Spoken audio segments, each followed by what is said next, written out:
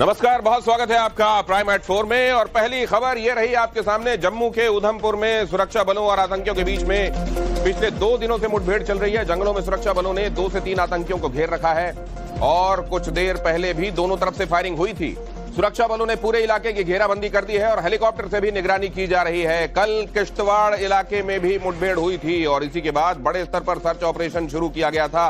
अब भी यहां पर ये कॉम्बिंग ऑपरेशन जारी है और आप देख रहे हैं एरियल सर्वेलेंस भी चल रहा है। पिछले 2 दिनों से यहां मुठभेड़ चल रही है। जंगल का इलाका घना है, इसीलिए आप देख रहे हैं हवाई निगरानी भी रखी जा रही है और साथ ही नीचे कॉम्बिंग की जा रही है। जम्मू के उधमपुर में सुरक्षा बलों और आतंकियों के बीच में बीते 2 दिनों से ये मुठभेड़ चल रही है। जंगलों में सुरक्षा बलों ने 2 से 3 आतंकियों को घेर रखा है और कुछ देर पहले दोनों तरफ से फायरिंग हुई थी। सुरक्षा बलों ने पूरे इलाके को घेरा हुआ है और हेलीकॉप्टर से भी निगरानी हो रही है। कल किश्तवाड़ इलाके में मुठभेड़ हुई थी और बड़े स्तर पर इसके बाद सर्च ऑपरेशन शुरू कर दिया गया है। वो आतंकी जिनको एनसर्किल किया गया है इस इलाके में, उनकी तादाद 2 से 3 बताई जा रही है। गोलियां चलने की किन किन तरफ से, किन किन दिशाओं से गोलियां आ रही हैं, कितनी बंदूकें फायर कर रही हैं, इस आधार पर जो अंदाजा लग रहा है वो ये लग रहा है कि या तो ये आतंकी संख्या में 2 हैं या फिर 3 हैं। इसको असर्टेन करने के लिए अब धीरे धीरे उस इलाके को, आप जानते हैं सुरक्षा बल किस तरीके से काम करते हैं। जंगल वाला इलाका, इस तरीके का जो टेरेन होता है, वहां एक तरीके से घेरा बनाकर धीरे धीरे उस घेरे को, उसके दायरे को कम किया जाता है, उसको सकरा किया जाता है। साथ में आसमान से भी निगाह रखी जा रही है। धीरे धीरे करके वो दायरा कम किया जाएगा और फिर उन लोगों को नैब कर लिया जाएगा जिनकी तलाश में। ये इलाका क्योंकि बड़ा है, यहाँ घने जंगल है, इसलिए इसमें वक्त लग रहा है। 4 चुनावों से पहले क्या नीतीश कुमार की अब केंद्र की राजनीति में सक्रियता होने वाली है? ये सवाल इसलिए उठ रहे हैं क्योंकि बीजेपी के नेता और पूर्व केंद्रीय मंत्री अश्विनी चौबे ने नीतीश कुमार पर बड़ा बयान दिया। अश्विनी चौबे चाहते हैं कि अब सीएम नीतीश को उप प्रधानमंत्री बना दिया जाए और वो केंद्र में पीएम मोदी के साथ मिलकर केंद्र की राजनीति करें। इतना ही नहीं, अश्विनी चौबे ये भी कहते हैं कि नीतीश कुमार एक बार फिर से एनडीए के संयोजक की भूमिका निभाएं। एनडीए के कोऑर्डिनेटर एक समय वो रह चुके हैं। नीतीश कुमार फिर से नेशनल डेमोक्रेटिक अलायंस के कोऑर्डिनेटर की भूमिका निभाएं। अश्विनी चौबे कह रहे हैं या तो उनको उप प्रधानमंत्री बनाया जाए या फिर उनको कन्वीनर बना दिया जाए एक बार फिर से एनडीए का। नीतीश कुमार जी एनडीए के पूरे देश के नरेंद्र मोदी के साथ कंधे कंधे मिला करके संयोजक की भूमिका में रहे और उनको उप प्रधानमंत्री का दर्जा प्रदान कर दिया जाए तो बिहार का भी धन होगा।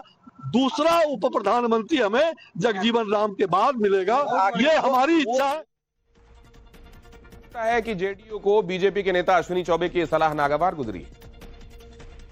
केंद्रीय मंत्री आदरणीय अमित शाह जी ने कल सार्वजनिक रूप से यह कहा कि 2025 का जो चुनाव है वह माननीय नीतीश कुमार जी के नेतृत्व में लड़ा जाएगा। माननीय मुख्यमंत्री नीतीश कुमार जी राज्य की जनता की उम्मीद हैं। उम्मीद भरी निगाहों से जनता देखती है, जिसका भाजपा का केंद्रीय नेतृत्व हो, लोजपा का केंद्रीय नेतृत्व हो, राष्ट्रीय लोक मोर्चा का केंद्रीय नेतृत्व हो, ये तमाम सहयोगी पार्टियों को इस बात का एहसास है। और सीना जोरी इसको कहते हैं। बिहार में विधानसभा चुनावों से ठीक पहले नेता प्रतिपक्ष तेजस्वी यादव ने नीतीश सरकार पर बड़ा हमला किया। आरजेडी नेता तेजस्वी यादव ने सोशल मीडिया पर पिछले दिनों हुए 117 अपराध की घटनाओं को पोस्ट किया और नीतीश कुमार के साथ साथ बीजेपी पर भी हमला बोला। तेजस्वी यादव के इसी सियासी हमले के बाद प्रदेश की सियासत गर्म हो गई। तेजस्वी ने अपनी पोस्ट में लिखा है कि अपराधियों की सरकार अपराधियों के लिए। तेजस्वी यादव के इस सियासी हमले के बाद डिप्टी सीएम सम्राट चौधरी ने पलटवार किया। ये राजद की सरकार नहीं है, ये लालू प्रसाद जी की सरकार नहीं है कि सत्ता मुख्यमंत्री कार्यालय से चलेगा। यहां जो अपराधी है, अपराधी यदि गलत करेंगे तो उनको जेल में जाना पड़ेगा और जो अपराधी कट्टा या हथियार दिखाने का काम करेंगे उसको पुलिस ठोकने का भी काम करेगी। मोदी कल अपने संसदीय क्षेत्र वाराणसी के दौरे पर हैं। पीएम मोदी का अपने संसदीय क्षेत्र का यह 50वां दौरा है। इस खास मौके पर प्रधानमंत्री काशी के रहने वालों को 3,884 करोड़ की सौगात देंगे। प्रधानमंत्री नरेंद्र मोदी के इस दौरे को लेकर तैयारियां जोर शोर से की जा रही हैं और वाराणसी में उत्साह का माहौल है। बीजेपी ने पीएम मोदी के भव्य स्वागत की तैयारियां कर ली हैं। प्रधानमंत्री जिस घाट का उद्घाटन करेंगे वहां से हमारे संवाददाता आशुतोष की ये रिपोर्ट देखिए। प्रधानमंत्री नरेंद्र मोदी जब अपने संसदीय क्षेत्र के 50वें दौरे पे पहुंचेंगे तो इस दौरान वो वाराणसी की जनता को एक खास सौगात देंगे, जिसमें ये नवनिर्मित ये घाट है। जी हाँ, गंगा के तट पर बना ये घाट बनारस और देशवासियों के लिए समर्पित होने जा रहा है। और आप इस घाट की खूबसूरती दिखाएं हम आपको, उससे पहले कुछ तस्वीरें आपको हम दिखाने की कोशिश कर रहे हैं। देखिए मेरे बाएं हाथ ये सामने घाट का ये पुल है और यहाँ पर कल कल करती गंगा, और इस गंगा के तट पर बना ये खूबसूरत जो घाट है, जो अपने आप में आधुनिकता और परंपरा का बेमिसाल जो एक तरीके से संगम है, वो यहाँ पर दिखाई पड़ता है। ये घाट सामने घाट के नाम से जाना जाएगा, क्योंकि सामने घाट एक जगह है, पहले यहाँ पर मिट्टी से बना एक कच्चा घाट था, जहाँ पर गंदगी का अंबार लगा रहता था, अव्यवस्थाएं फैली रहती थी। लेकिन देश के प्रधानमंत्री और यहाँ के सांसद नरेंद्र मोदी ने इस घाट को एक नया स्वरूप देने का निश्चय किया और अब ये घाट बनकर बिल्कुल तैयार हो चुका है। प्रधानमंत्री नरेंद्र मोदी के दौरे से पहले पूरी काशी मोदीमय हो गई है। लोग हाथों में मोदी की तस्वीर के साथ गंगा जी की आरती करते नजर आए।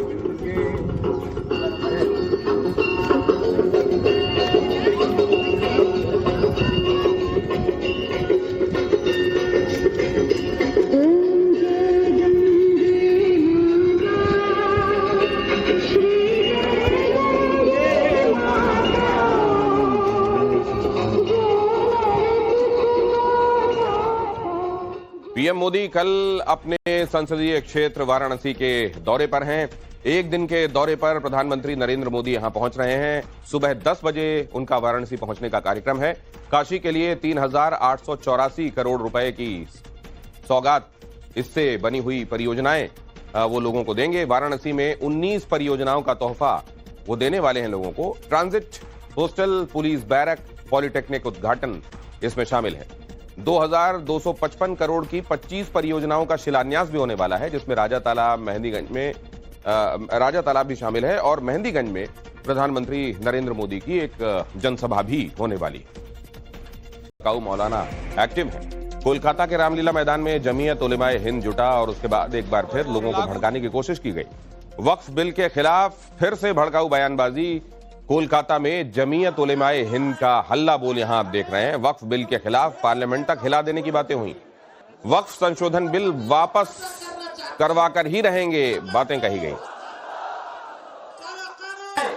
इस बिल की मुखालफत पार्लियामेंट में 232 मेंबर पार्लियामेंट ने की है और हम लोगों ने शुरू से मुखालफत की है। लिहाजा हमारा मुतालबा है कि इस बिल को वापस लिया जाए और इंशाअल्लाह कलकत्ता के रामलीला मैदान से लेकर के दिल्ली के रामलीला मैदान तक हम पहुंचेंगे और पार्लियामेंट को भी हिला करके रख देंगे इंशाअल्लाह ताला। नारे तकबीर, नारे तकबीर। वक्फ बिल वापस लो, वक्फ बिल वापस लो, वक्फ बिल वापस लो, काला कानून वापस लो। अगर हमें तुम छेड़ोगे तो हम छोड़ोगे नहीं। बहुत जबरदस्त लिखा है, किसी ने कहा हम जुल्म करेंगे न कभी जुल्म सहेंगे, इंसाफ की लड़ाई अभी और लड़ेंगे, कानून के दस्तूर को तोड़ेंगे नहीं हम, छेड़ोगे अगर हमको तो छोड़ेंगे नहीं हम। जब हमारा जो प्रॉपर्टी है अगर हम किसी को दे, इसको अगर कुछ हमारा जमीन इसका नाम पर दे दे, अगर उसके अंदर कोई 2-4 आदमी आकर कहे इसमें हमारा भी हक है, हम भी इसको भी यूज करेंगे, इसका जो मुनाफा हम लेंगे, क्या आप दे देंगे? क्या जो मुसलमान का प्रॉपर्टी है, मुसलमान इसका जो मुनाफा होगा केवल मुसलमान ही ले सकता है, ये किसी को और दिया नहीं जा।